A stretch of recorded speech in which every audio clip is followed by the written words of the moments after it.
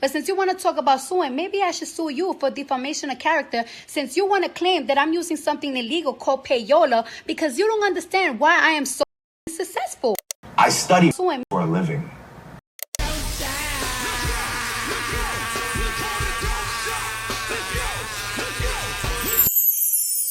I study for a living.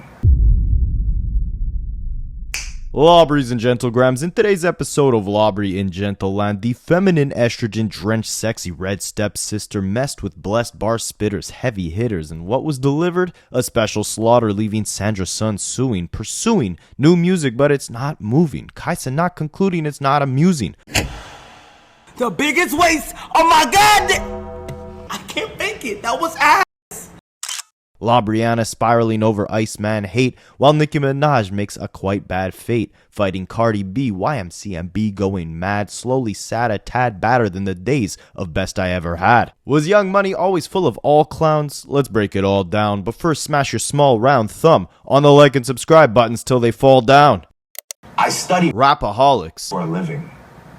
Now, Lawbreeze and Gentlegrams, I've been listening to a lot of Big L lately, so these intros are going to consist of a lot of multi-syllabic rhyme schemes, if that's what you call it. I study Big L for a living. If you guys never listened to Big L, you're missing out, because he was a monster. And speaking of monster, weren't the days of Young Money so much simpler? When a young Nicki Minaj, who hadn't even released her debut album, was destroying veterans like Jay-Z, Kanye West, Rick Ross with her verse on their song Monster. When that song released, a woman by the name of Belle Khalees was just graduating high school. And for the next 6 years after that song, Nicki Minaj would go on to win Best Female Hip Hop Artist at the BET Awards every single year. Until 2017. You know why? Because that's when Belle Khalees became Cardi B. Spicy. Now let me start this video off by saying, you guys are probably here thinking, oh, another video where Rapaholics is crapping on Drake. And Nicki and Wayne gotta catch strays because they're standing right beside him. First of all, no. Lil Wayne, to me, was one of the best rappers of all time. Nicki Minaj, I don't know what Elliott Wilson is saying, but there is no universe where Cardi B has better albums than Nicki Minaj. Okay, Rick, you take it further. Cardi makes better albums than Nicki Minaj. Both these albums are better than any album Nicki Minaj has ever done. They're both classic albums to me. Okay, Rick, you take it further. And as for Drake, well, just like the rest of them, it wasn't always bad. But the criticisms and clowning that you'll hear in this video directly derive from both the actions and the music that we've gotten from Young Money over the last few years, because the fall from grace is outer-worldly. And that's not to say any of these three rappers, Drake, Nicki, or Wayne, cannot sell massive records in 2025. But we are far removed from the days when these three were running the game. And it seems like with each step they take further away from the throne, the more the antics and outbursts get amplified. I call them hip-hop spoiled brats because starting with Wayne signing to Birdman at the age of 12 years old, he was always granted anything he wanted. Oh, Lil Wayne's just too good. Oh, Lil Wayne's just too good. When all his Hot Boys members left, Wayne was front and center of Cash Money. Birdman granted him the ability to create his own record label, Young Money, and have all the resources to build the flourishing career that Cash Money had to offer. But he really did put Cash Money on his back. And it was when Cash Money granted him the ability to form the subsidiary Young Money that we really saw the birth of one of the biggest mainstream hip-hop labels of all time. But the same way Wayne was kind of a spoiled brat when things went sour with Cash Money, or when things went sour with Kendrick in the Super Bowl just about a year ago, when Drake and Nicki don't get their way, they also act like spoiled brats. See, they came in the game right under Lil Wayne's wing, but unlike the rest of the Young Money collective that never really had the fortune of becoming megastars, Drake and Nicki were stars right out the gate. Sure, it took a couple years of slanging mixtapes, but when you look at both of them, Drake likes to paint the narrative that he was never embraced like his American peers. Kendrick, Big Sean, J. Cole, whoever. It couldn't be further from the truth. Drake was the first Canadian rapper to ever have a music video played on BET's 106 and Park, and that was before he signed to Young Money. That was way back in 2007. Once he signed to Young Money, he had a slew of features from some of the biggest and most legendary rappers in the game right off his first mixtape. Bun B, Lil Wayne, he had a posse cut with Eminem and Kanye West. Dr. Dre even brought him into the studio to write for Detox. Most of you guys probably don't even know that his breakout hit Best I Ever Had was the first hip-hop song by a Canadian rapper to hit number 2 on the Billboard charts, and that was way before the Quentin Miller days, but Drake was still using ghostwriters back then, and no one even knew about it. He got all the credit. I was ahead of my time with the way I was able to get my publishing business together with Drake. So I had to wait for the public to catch up to the fact that, no, this dude Drake was lying. Drake called Sean a lie, but really Sean was telling the truth. It's very much true. And Drake said it was fake. So I had to let his fandom die down so people to be able to see, like, bro, dude was telling the truth. If he wouldn't have came out and said I was lying in that moment, I probably would have got a chance to write a whole lot of more records for a lot of individuals. Drake definitely uses our culture to be able to win. I say all that to say, while his predecessors like Kanye West were banging on the door of every single record label, blasting their demos in the executive offices of Roc Nation for years before they were ever given the chance to actually sign as a rapper to the label, Drake had it pretty easy. Not to say the talent wasn't there, but his come up was quick, clean, and heavily co-signed.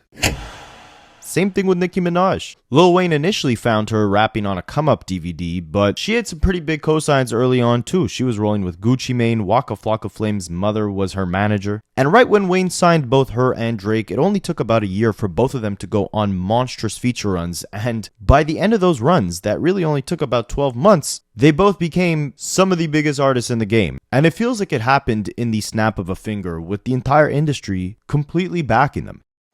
So when you fast forward to 2025 and there's new artists gunning for that throne and they're no longer at the top of it, it's almost like a spoiled kid who got everything they want in life and now they actually have to work for what they want. They start throwing tantrums. I don't know who's worse at this point, Drake or Nicki. And it's just a bad look because with all they've accomplished, it doesn't add anything good to your legacy when you're crying about not getting the Super Bowl that you wanted, raging at 22-year-old streamers because they didn't like your boring Iceman live stream, having your fandom army clown an artist because she didn't sell as much as you did with her second album as you did on her sixth. It reeks of I'm insecure of my spot in the game at this point in time, and I gotta do everything I could to make the public think I still have it all under control like I did back in the day. But boy, have we come a long way from back in the day.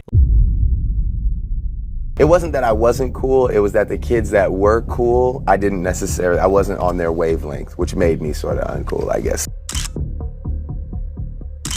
You know what it is, man. Fuck all y'all, man. For real, man. I see y'all boys outside when I see y'all, man. It's real, man. Like I said, these come-ups happened quick, but when they did, it felt like no one was bigger or more untouchable than Drake and Nicki Minaj. Rewind back to 2010, and low-key, Nicki Minaj was kinda gunning to be even bigger than Drake. They both released their debut album that year. Drake sold about 75,000 more in the first week than Nicki, but Nicki's had a much bigger long-term impact. I bet you guys didn't know that her first album, Pink Friday, actually came out on the same day that Kanye West released My Beautiful Dark Twisted Fantasy. So of course, he took the #1 spot that week on the Billboard charts, but that Pink Friday album ended up drawing so many singles that year that the album ended up actually climbing back to the #1 spot on the charts about 20 weeks after its release. That's usually unheard of, especially considering this was the CD era where people actually needed to go pick up physical copies. It was a 13-track album with 7 singles. Do you guys comprehend like how fried that is? Usually it's like you got 1, 2, maybe 3 big singles on your project if you're lucky. Nicki Minaj had a 13-song album. Almost half the album ended up in the top 50 of the Billboard charts. Spicy. She goes on tour with Britney Spears. She's got these massive global hits like Super Bass and Starships. Funny enough, she actually performed at the Super Bowl in 2011 with Madonna. Was she the first rapper to ever perform at the Super Bowl? Let me know in the comments. This is all going to play an important role in the story very shortly because at this point in time, Nicki Minaj is in the category of the Taylor Swifts, the Rihannas. the Miley Cyruses. Like, yeah, she's a newer artist than all of them, but she's putting up the same type of numbers that they were. I'm telling you, when they both put out their first albums, her and Drake, she was the one with the most potential off Young Money in terms of who was going to make the bigger global impact, who was going to be the bigger pop star off the label. But then Drake put out Take Care and things kind of changed. But Nicki Minaj still had her title as the undisputed queen of rap. Like I said, she had won every single BET Best Female Rapper Award every single year from 2010 to 2016. That kind of shows you the lack of competition within the environment, at least in terms of female rap, right? The men were definitely duking it out. And that goes back to the whole spoiled brats thing. Like, look at how Drake reacted when Kendrick dropped Control and called out everyone in the game. I study rap battles for a living. To this day, drop a comment. I still think Nicki Minaj deserved to be name dropped in that song. She was up there with all of them. And I want to emphasize this because while her behavior today is clown-like, there is nothing taking away from the insane accomplishments she's had. So Barbs, don't come at me too hard, all right? Because I think Nicki was larger than life and just kind of never lived up to that standard she set on her debut album. But it didn't really matter because, again, there was no other competition in the landscape. That was until Belle Khalees.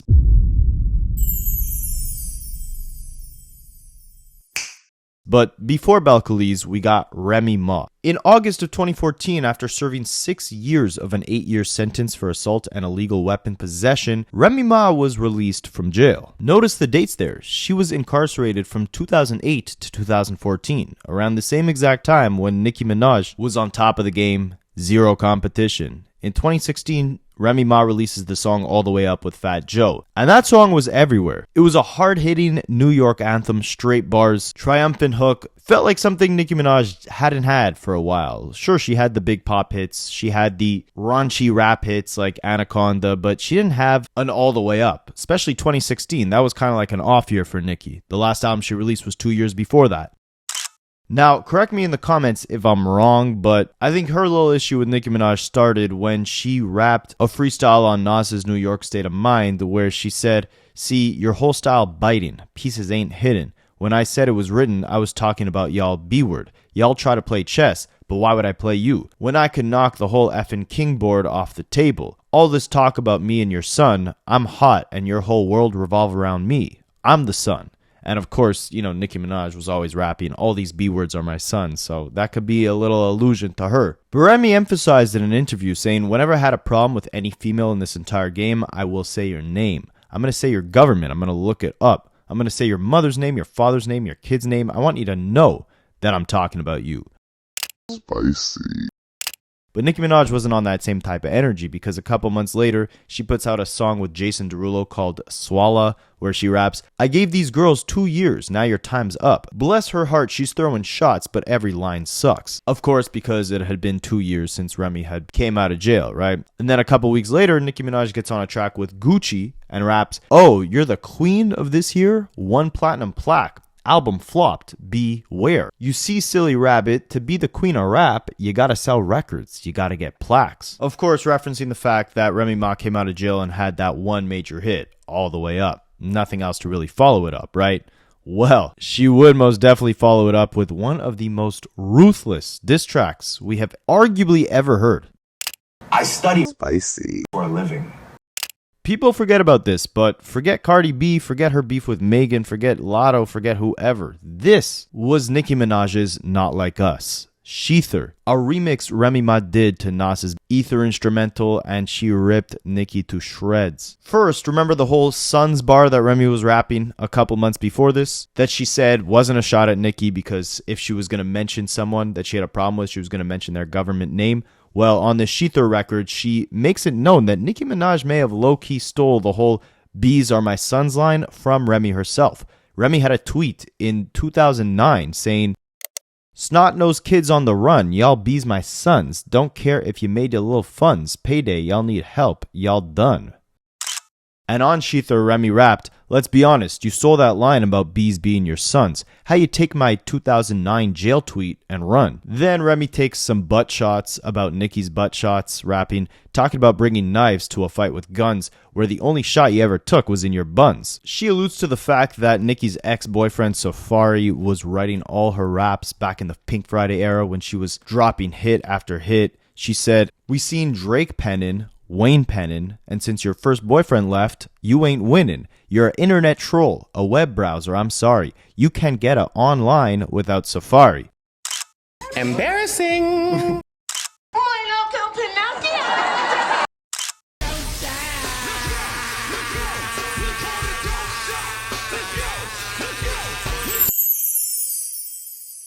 And I'm not going to dissect every bar in this song, but it's absolutely ruthless. Like, Remy's alleging Nicki Minaj slept with everyone from Ebro at Hot 97 to Trey Songz to Lil Wayne and Drake himself. She's saying Nicki's in a 360 deal with Cash Money. Before Megan dropped the whole Megan's Law bar, Remy was out here saying Nicki supports a child PDF. She was really just dissecting Nicki Minaj's entire character on this record. Same way Kendrick did with Drake on Not Like Us. And from this point forward, everything changed. It wasn't Remy that ended up taking that spot from Nicki Minaj as the biggest, most influential rapper in that very moment, but Remy did something no other female rapper has been able to do since that monster verse back in 2010. And that was to simply challenge Nicki. To say, hey, yeah, you got all the accolades, everybody loves you, you're the highest selling rapper, but what are you gonna do or say when I stir the pot a little? When I show the world that there's room for two MCs at the top? Keep in mind, Nicki could have ignored Remy's shot. I respect her for responding, but she did respond on a record featuring her Young Money counterparts Drake and Lil Wayne on the song No Frauds. Spicy. And if you want to get an understanding of why this kind of made Nicki appear weak or like she was having other people help fight her battles for her, imagine when Kendrick Lamar ended up popping out and dissing Drake. Drake drops a response record with J. Cole and J. Electronica. It doesn't work, right? It shows you're not confident in your own ability to take on this battle yourself. But Nicki had a bigger battle to fight because that summer, Remy Ma headlined the Hot 97 Summer Jam Festival, and she showed the world that female MCs are stronger united than divided. She brought out a bunch of female rappers throughout her set, but the one who stole the show was a young Carti B, who had not yet released her breakout single Bodak Yellow, but was on the verge of superstardom. She had been a star already on Love and Hip Hop, but her personality, unlike Nicki Minaj, was kind of a complete 180. It was a lot more unfiltered, untamed, relatable, a little more maybe down to earth. Again, when Nicki Minaj is at the top, she seems larger than life. What she's doing is like completely unattainable. But Cardi B's story seemed a lot more relatable, a lot more human, and that's what made her win the people over. 2018, she's dominating the charts, multiple top 10 hits, 2 number 1 hits, which at the time, I don't think Nicki Minaj even had a number 1 hit herself. It was obvious there was finally some competition and not just one female rapper breaking all these records herself. Nicki and Carti actually collaborated on a record with the Migos called Motorsport, and on there, Nicki Minaj had rapped the bars, "If Carti's the QB, I'm Mick Lombardi." Mick Lombardi is an NFL quarterback coach. You get the reference? If Carti's the quarterback, Nicki's the coach. Kind of Nicki's way of, co-signing Carti, but still saying like, this is still my lane. I'm still at the top. I'm still the queen. And I'm coaching you, or I'm the one breaking down these barriers, these doors to create a landscape where you're even able to thrive. Some people would argue that's true. Some people would say that Carti carved out her own lane, which was completely different from Nicki Minaj, from the sound of the music to her personality. And it was only after Carti blew up that Nicki actually gave her that cosign. That's probably how Carti felt, because she told Nicki to rewrite her verse. And after that, it seemed like the problems just started emerging.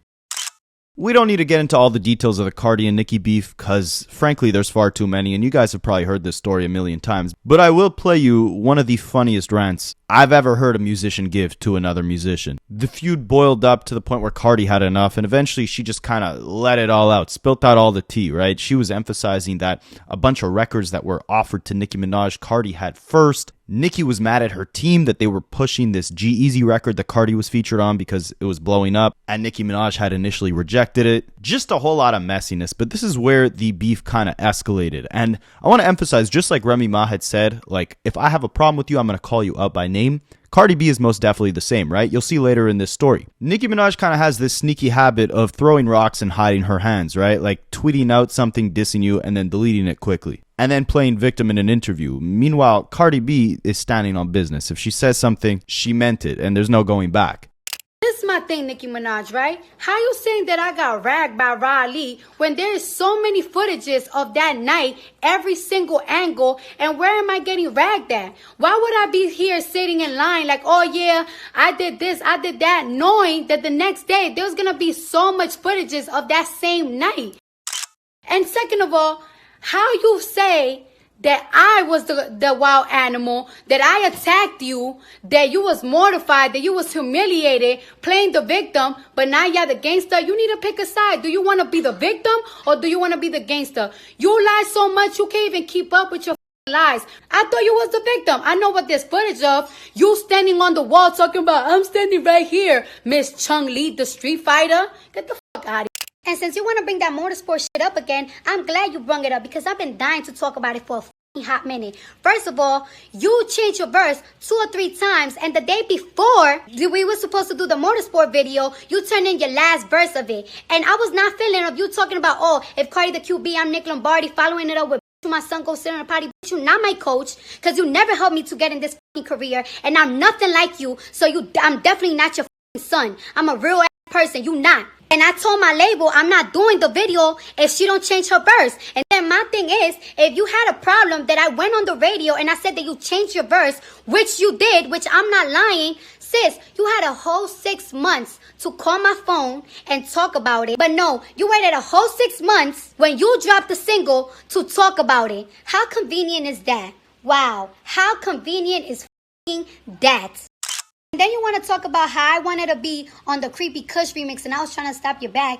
Sis, what are you talking about? First of all, I didn't even know Bad Bunny back then. You're the one that be hopping on remixes, so why would I want to hop on a song that was already out? But let's talk facts now, okay? Now let's talk about how you barked at your managers because you and G-Eazy got the same management, and you barked at them because they gave me the No Limit record, which they presented to you first, and you didn't like the record. You didn't believe in the record. Nobody actually believed in the record. Me and G-Eazy, every single time that it climbed up the charts, we was extremely excited, and you barked at your management because they gave me the record, and that's facts. Then since you're talking about suing and shit because you claiming that Riley beat me up, sis, I don't gotta sue nobody because of a fight. I'm a street bitch. That is called snitching, you know? But since you want to talk about suing, maybe I should sue you for defamation of character, since you want to claim that I'm using something illegal called payola because you don't understand why I am so successful. And you out here saying that I'm trying to stop your bag, right? But I'm actually helping you get a bag because that diesel deal that you got, yeah, that came to me first. And I had to decline it because I'm already working with fashion brands, you know, which y'all gonna see because there's more than Fashion Nova. Then, that Woman Like Me record, yeah, I had to decline it because I'm doing a lot of pop records, so I can't, over-exaggerate myself. But that came to me first, and then they give it to you. Oh, wait, but let me show you. You hear that open verse, right? Okay, period. Then, since you say you tired of talking about it, I'm tired of talking about it too. I'm tired of the fucking whole internet shit. If you really want to talk about it, you know where to link me. We could always link up. You know who to reach out. You know, we could settle it however you want to settle it. We could talk about it, or we could fight it out. I'm with whatever. Wait, and then you once said that I never showed you genuine love. And that's crazy because when you pull up all my videos, you see that I'm always showing you respect. Because you're somebody that I listened to ever since I was in high school. And that's crazy to me because I show you respect. But the difference between me and a lot of these bitches, I don't suck your d.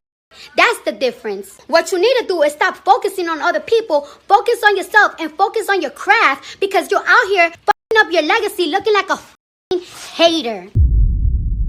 Now, where I'll give Nicki credit where I don't think Carti necessarily at the beginning followed up properly is that both of them had massive debut albums. Carti went on to win a Grammy for hers. She's got like multiple #1 diamond records, whatever, all that. But it didn't seem like she was necessarily confident in the follow-up. I'm sure you guys have heard the term sophomore slump when your first album is so big, not only because that's the first time the world hears you, but also because you had your entire life to create your first album. But now you got like a year or two to, keep the hype consistent and follow up with the second one. Nicki was able to do that pretty quickly after. About a year and a half after Pink Friday, she released her second album, and it was pretty successful. But after Carti's first album, she was putting out single after single. Nothing was necessarily having the impact that a Bodak Yellow did, so her album kept getting postponed. She teams up with Megan Thee Stallion for the massive song WAP, which I think is what started Nicki's beef with Megan, if I'm not mistaken. But even the success of that song wasn't enough to get Carti to put out the second project. And years after WAP, it started looking rough, right? She She put out like 8 singles in preparation for her next album, none of them leaving an impact strong enough to where she felt confident to release the project. And of course, Nicki was happy about this, right? Because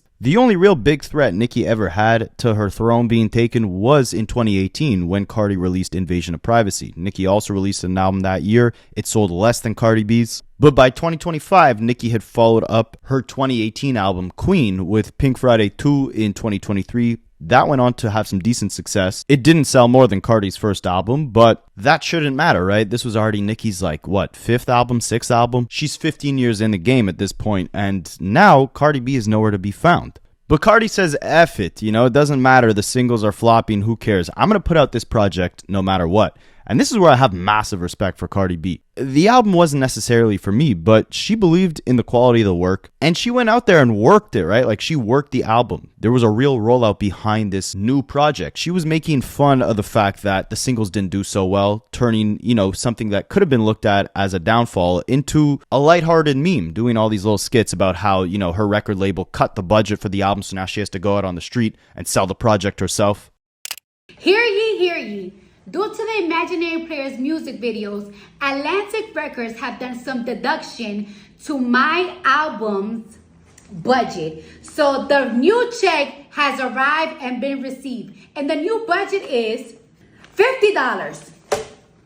So due to the fact that the budget is $50 for my album, I have to go on the road and sell these CDs and vinyls myself. So I'm here to tell you that I might be going to your city next week, starting Friday. So let's see which are the luckiest, most famous, most wonderful, most grateful cities that has been chosen. Are you guys ready?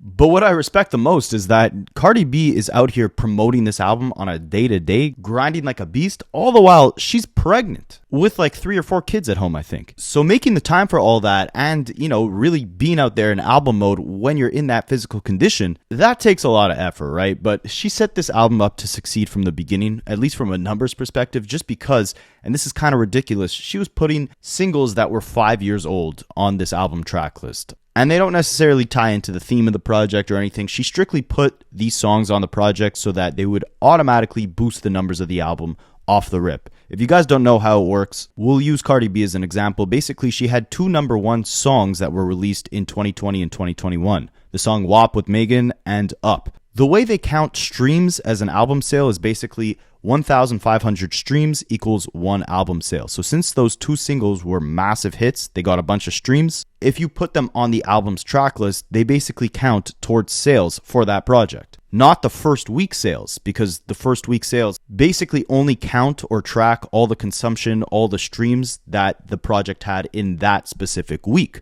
But if you have old singles on your project, they can retroactively track those as the total amount of sales that the album has had up to date. So right away when the project came out, literally on the night that it was released, it was already certified platinum. It already had 1 million album equivalent units sold because she just had these massive singles from 5 years ago already on the track list. It's kind of like hacking the system, but I guess you can't be mad at it, right? Because then you get all these headlines like, oh, Cardi B breaks the record that Drake and Adele held for fastest albums to hit platinum status. And then everyone's looking at it like it's some massive success, even though the album only came out like 20 minutes ago. That grabs people's attention. They then go and check the album out. So it's a clever marketing scheme, right? Well, Nicki Minaj did not like this too much, right? Because think about it, right? In 2018, in terms of female MCs, Carti was Nicki's biggest competition. And that year, she was low-key eating Nicki's lunch. So Nicki can't have it where, you know, Cardi B is outselling Nicki when Nicki is this late into her career. But that shouldn't matter. It'd be like if, you know, Beyonce was worried about what Rihanna was selling today. It's ridiculous, but we'll touch on that shortly. And aside from adding those 2 singles from 5 years ago, she releases this album 7 years after her first album. And surprisingly, it does very well. In today's climate, rappers are lucky to sell anywhere from 50 to 80,000 copies in the first week. That's deemed a success. Look at Young Thug. He just put out his first project after beating a RICO case, and that's only projected to sell 45,000 in the first week.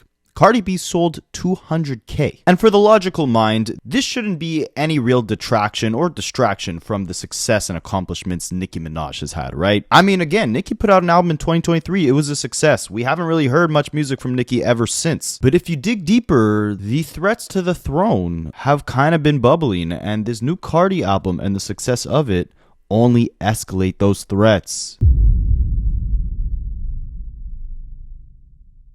If you look at the success of both rappers' last two projects stacked up against each other, you can see that Cardi B's last two albums wiped Nicki Minaj's last two albums out of the water, right? A combined total of 8 times platinum, combined total of 455,000 first week sales, 7 billion Spotify streams. You guys can read the rest. Nicki only had one #1 hit with her last two albums. Cardi B had 4. Cardi B went 8 times platinum, Nicki went 4 times. Cardi B has 3 billion YouTube views, Nicki only has 1 billion. And then we get some more stats, right?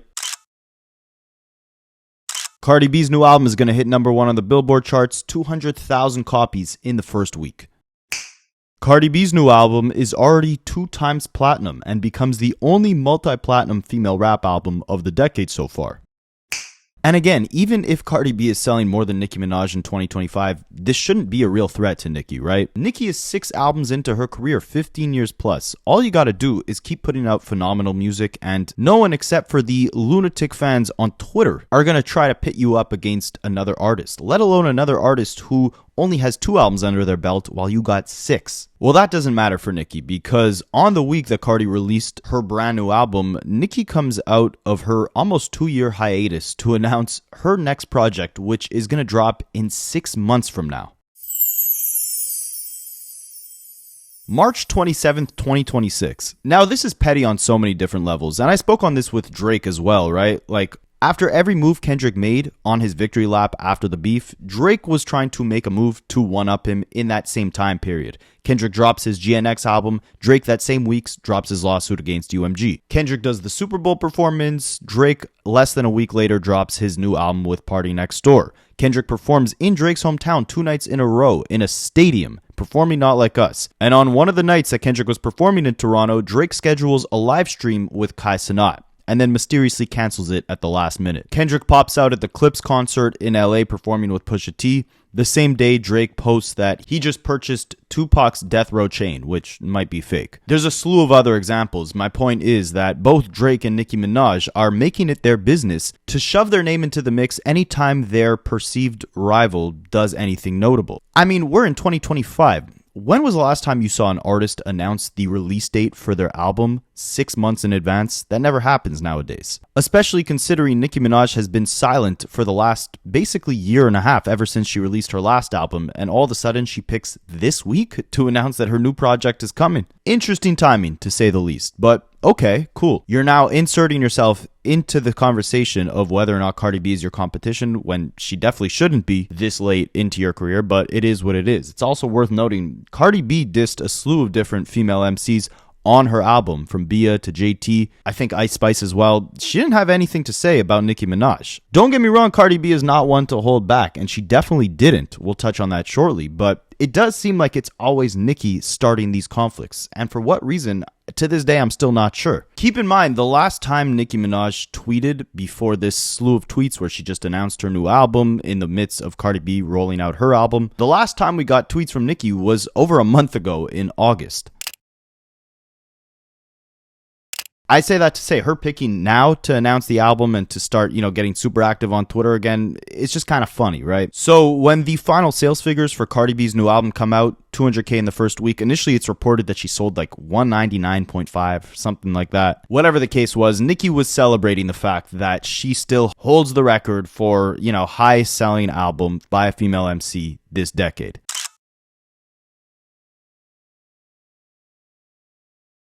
She reacts to this tweet saying Pink Friday 2 remains the biggest opening on global Spotify in sales for a female rapper this decade. She says, "Oh Barbs, I love you so. All I can say is March 27th, 2026. This music is just blah, blah, blah, blah, blah."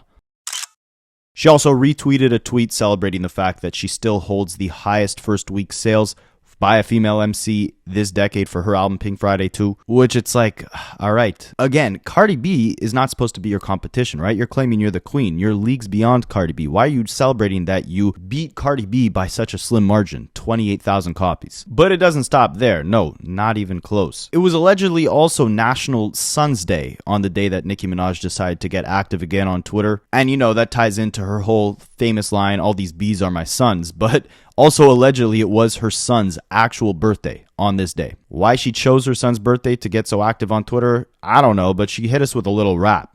Got sunned on Sun's Day, and it's a Sunday. Birth the ninja, who want it with the sensei? Retire someday, only if my sons say. 32726, that's my fun day. Again, that's the day she plans on releasing her next album, March 27th, 2026. She also had this strange thing to say about the barbs. I don't know if this is a prayer or what this is. God save the barbs, for we wrestle not against flesh and blood, but against principalities and power, against spiritual wickedness in high places. God is in control. I don't know what she's wrestling with necessarily. Did I miss something? Did Cardi B come out and take a shot at her before Nicki started, going on this random tweeting spree where she's talking about the barbs wrestling against principalities and power? If you don't get it, I mean, neither do I, but essentially she's trying to celebrate the fact that she sold more in her first week than Cardi B did in hers. Even though, again, Cardi B sold 200K. That's not something to just brush off. But anyways, on Cardi B's new album cover, she's posing with a bunch of crows. So Nicki Minaj then posts this.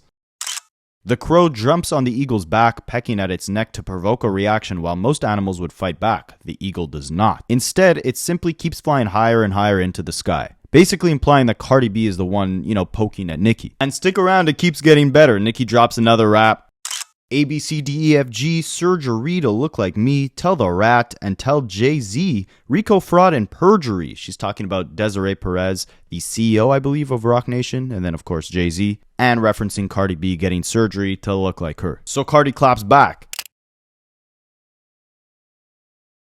The power I have, make these bees come out of rehab every time. Go to your effing room. Nothing more annoying than a bored bee. You must have missed me, huh? Crazy. Now kiss my feet. Nicki then tweets out Barney B, basically saying Cardi B, I guess, looks like Barney. She also tweets out another rap, A, B, C, D, E, F, G, rap like Barney, but still ugly.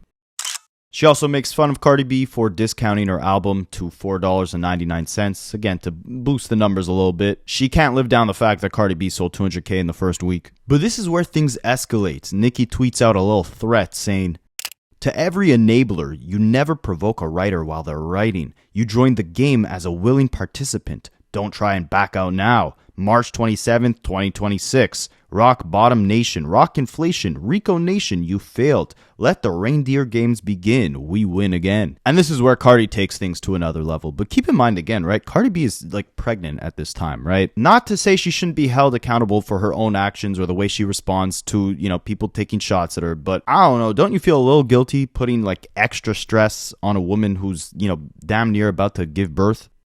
But Cardi B doesn't fail to clap back, calling Nicki Minaj Cocaine Barbie and rapping her own little rhyme saying A, B, C, D, E, F, G. Your man had to snatch P-word. P-word tastes like honeycomb. Your bro be touching 12 YOs. And if you guys don't get the really dark reference, look up what Nicki Minaj's brother was arrested for. She also tweeted out a picture of, I believe, Nicki Minaj's brother's mugshot and photoshopped a pink wig on it. She also emphasizes, and again, I don't know if this is true, correct me in the comments, but that it was Nicki Minaj who picked this fight with Cardi for no particular reason. She tweeted out saying, nah, because I was really baking ribs and making blondie brownies, and here comes this bee bothering me on a damn Monday. But here's where Cardi B comes in with the truest statement, the thing that I've been saying for this entire video. She tweets, why you keep bringing up my album? It's not the gag you think it is. You've been in the game for 16 years. You need to compare yourself to your peers that started around your time. Rihanna, Taylor Swift, Drake. Those are the numbers you need to be competing with. And you can't because you're doing lower than all of them. I was in high school when you came out. What the hell are you comparing yourself to me for? And that's exactly it, right? Like, all of this obviously stems from an insecurity Nicki Minaj has, right? You go back to 2018 when Cardi B was running up the numbers at a much higher level than Nicki. It obviously made her ego a little fragile. But again, Nicki's a legend. She shouldn't have to compare herself to someone who is only on their second album at this point in time. If she just lets Cardi be great in her own lane and ignored this entire thing, no one would pit these two against each other. Nicki Minaj should be in a league of her own. She should be competing with the Drakes, the Rihannas, Taylor Swifts. She was putting up the same numbers as them, believe it or not, way back in 2010 and 2011. So for her to now be almost regressing, comparing herself to rappers who have not accomplished a fraction of what she has, just makes it seem like she's not confident in the legacy she's already built out. And to do it in such a ridiculous way when it's allegedly your son's birthday and you're out here tweeting and deleting the fact that, you still hold the record for the highest selling album of this decade. It really goes to show that Nicki Minaj is adamant on living in a world where there is zero competition. And just like way back in 2017 when Remy Ma stepped up to the plate, when Nicki Minaj is faced with competition, she doesn't really know how to react, and she lets her insecurities kind of get the best of her. At least that's how it's reflected in her public behaviors, especially online. And this is where it gets darker, right? They start tweeting out things like this. Nicki again focusing on the fact that she's the highest selling female rapper, tweeting out another little rhyme scheme, ABCDEFG, falling off the charts with a big belly, running trains, barefoot, still smelly, still you cannot outsell me. But like Carti said, it's not really the gag you think it is, especially considering the fact not just that, Rihanna, Taylor Swift, Drake, these should be a real competition, not Cardi B, but also considering the fact that you're bragging about the fact you sold more copies. You only sold 28,000 more copies. You only sold around 10% more than Cardi B did. It's not the gag you think it is, right? So Nicki posts more pictures of Barney photoshopped into Cardi's face. She assigns 15 minutes for her fans to be allowed and go drag Cardi B online. Cardi B claps back. Damn, how are you pressed over an album that you didn't get hit in or mentioned in? Nicki's feelings are hurt because I didn't pay her any attention. You haven't even cut your kid's birthday cake. It's 6 o'clock in LA. You must have taken your first line of the day. So then these second week sales projections come out for Cardi's next album. It's projected to sell 80,000 copies in the second week, which is a pretty insane number as well. Only 7,500 pure copies, meaning in terms of people actually buying physical albums, it's only 7,500. The rest comes from streams. Again, very respectable numbers. I don't know why Nicki chose that to go off of, because it doesn't necessarily make Cardi B look bad in the slightest, but here's where we get her longest rant. And again, remember, this is all a response to a tweet that said that Cardi B was about to sell 7,500 physical copies in her second week of release. So Nicki says, is I'm the Barney B and the flop? Is I'm lying about fertility when the queen has never once seen or spoken to a fertility doctor in her life? This is because Cardi B was alleging, Nicki Minaj went to a fertility doctor or something. She couldn't have kids because she was popping too many perks. Gross allegations being thrown on both sides. Nicki continues, is I'm the one sleeping with Trade while hubby effing Sweetie and taking my big gooey hole for alimony? Is I'm going to be sued when the queen show her medical records to the courts? Basically threatening to sue Cardi B. Oh, Rock Bottom Nation, we win again. Desiree, I have your medical records too. The lawyer said we're going to have Bardi B homeless within 36 months. Praise God. Lucky we eating cake right now. Barney B, I know you don't know this, but some women plan their pregnancies, you dirty Heineken. We don't let people F us while we're pregnant for the next trade who got 4 other people pregnant. You see, the devil has come to collect. You sold your soul. You made a pact, but you lost. Now hear this. Every word you speak on me or mine will now curse your enablers more than your dizzy brain could ever fathom. I was pregnant for my first love, got married, and the next year got pregnant for my soulmate. On purpose. You see, Barney, we planned it. Your medical records in the strip club to now look embarrassing, and your father, welp. Anyway, you're about to shrivel up. Anyway, I used double the protection in every relationship until I was ready. See? The difference between a HOE and the queen. And to me, it's just crazy because you're talking about this is the difference between an HOE and the queen. Meanwhile, you're trying to put yourself in the same category as her, right? Think about how backward the situation is. I've never seen someone tell another person who's attacking them, stop attacking me. You have accomplished far more than me. You're far more successful. Attack someone more successful than me. That's what Cardi B is essentially telling Nicki. She said, I didn't mention you in my album. I don't know what your obsession is with me.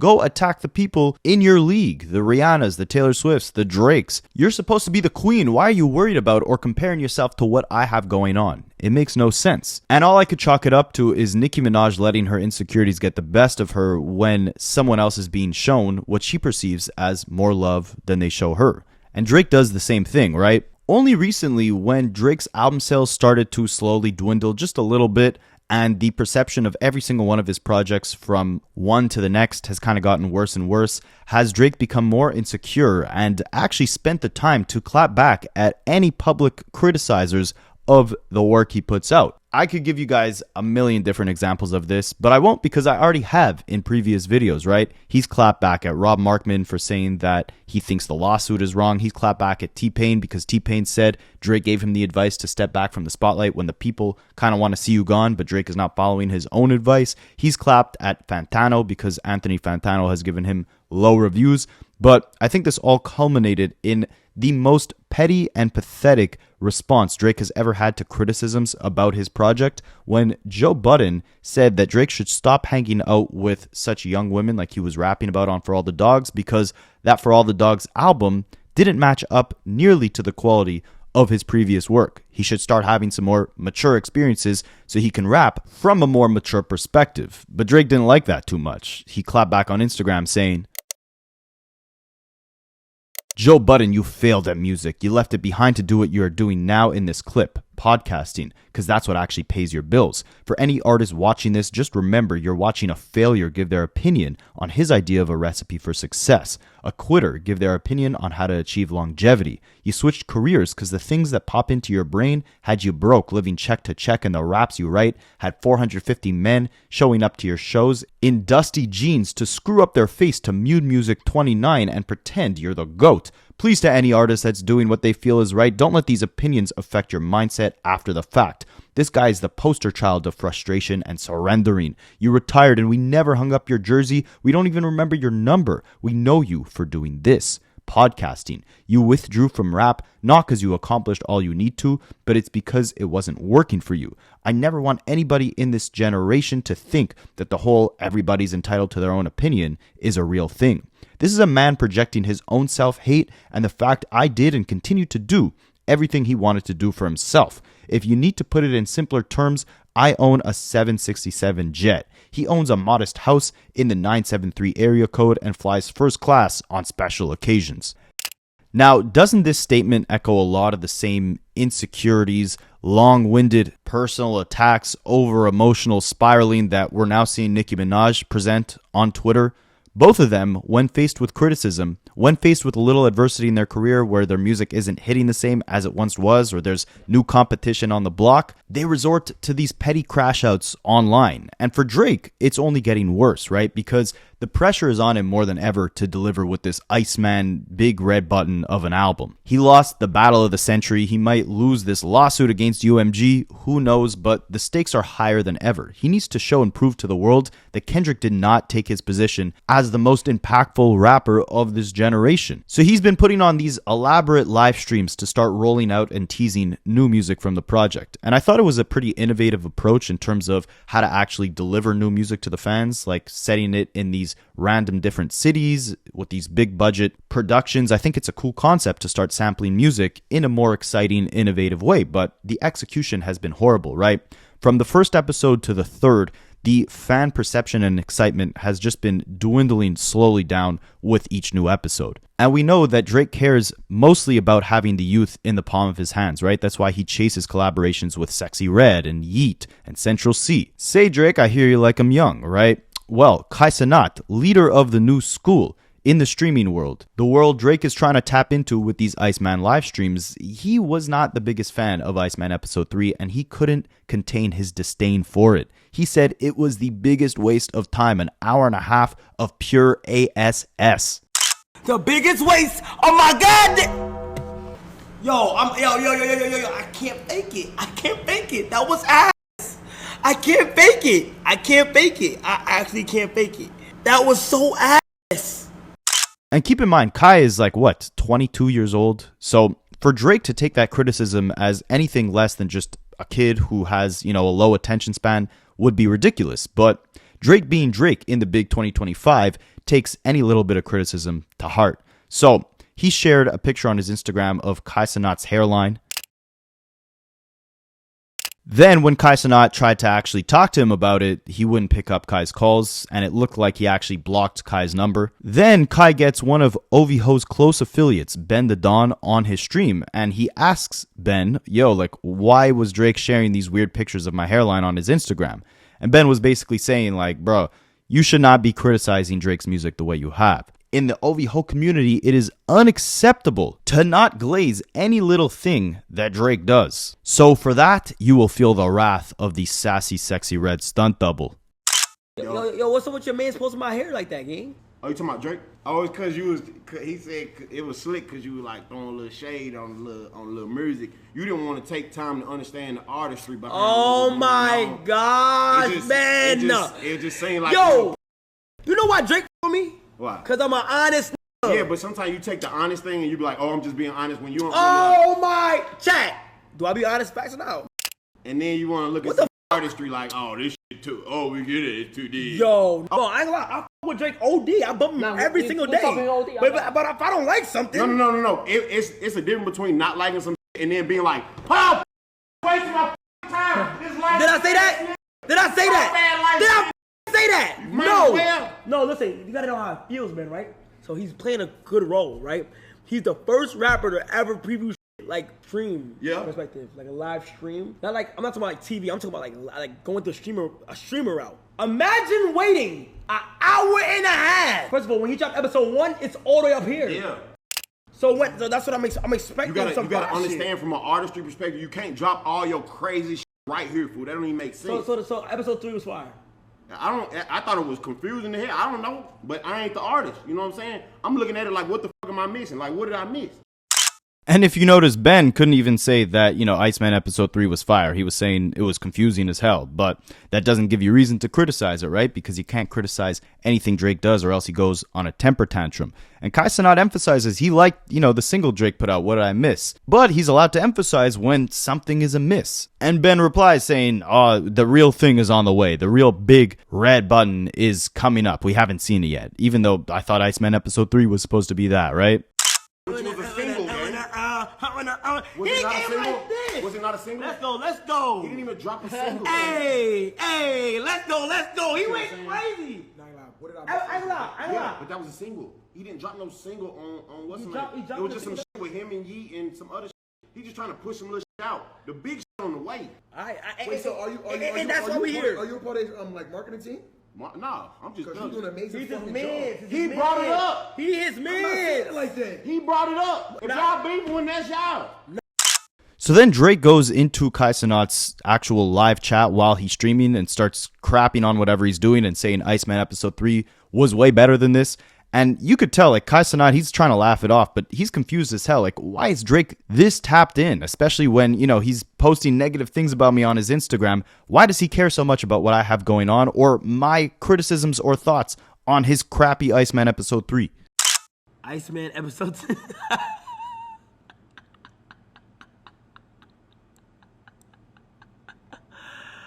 Iceman episode 3. This shit. Iceman episode 3 was cinema. What the f*** y'all got going on? Ben, you weird as f***.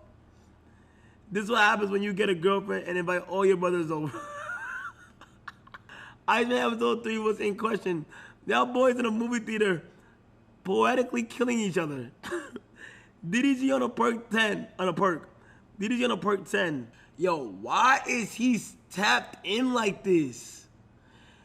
Drake really likes stream mode on the low. And ultimately, this just presents a long habit of both Drake and Nicki Minaj feeling like they need to fit into the new school, right? And when they're not at the top of the game or receiving the highest amount of praise and accolades, they spiral. They don't really know how to react to it. And it's unfortunate because they both built such legendary legacies that don't need to get tarnished with these strange comparisons or internet beefs that they're the ones starting. No one is comparing Cardi B and Nicki Minaj except Nicki Minaj herself. No one cares what Kai Cenat thinks about Drake's art except for Drake himself. They're making it an issue, the same way Lil Wayne, when he wasn't selected for the Super Bowl, instead of just congratulating Kendrick Lamar or just not saying anything at all, he went in multiple interviews, he went online making videos about it, he ranted on stage at his own festival in New Orleans to emphasize the fact that he felt like this was an opportunity that was robbed from him. The only thing robbed from him was the ability to gracefully age into the third decade of this legendary career he's built without fans comparing his output to a rapper who came out 2 decades after him, right? And someone who was massively inspired from him. They all kind of took the same pattern. Nicki Minaj beefing with a rapper who's had half the amount of time in the game as she has had with Cardi B. Drake beefing with Kai Cenat as he tries to enter into the streaming lane, meanwhile Kai Cenat being half his age, or Lil Wayne inserting himself into a conversation he was never a part of and downplaying the success of an artist who took massive inspiration from him and who came out 20 years after him in Kendrick Lamar. All of these antics just emphasize that Young Money has sadly, as legendary as they once were, evolved into spoiled brats in 2025 who can't face criticism and who cry at competition, even when that competition hasn't accomplished half of what they have. And that constant need for approval will never take you to higher highs. But let me know what you guys think, and I'll catch you in the next one.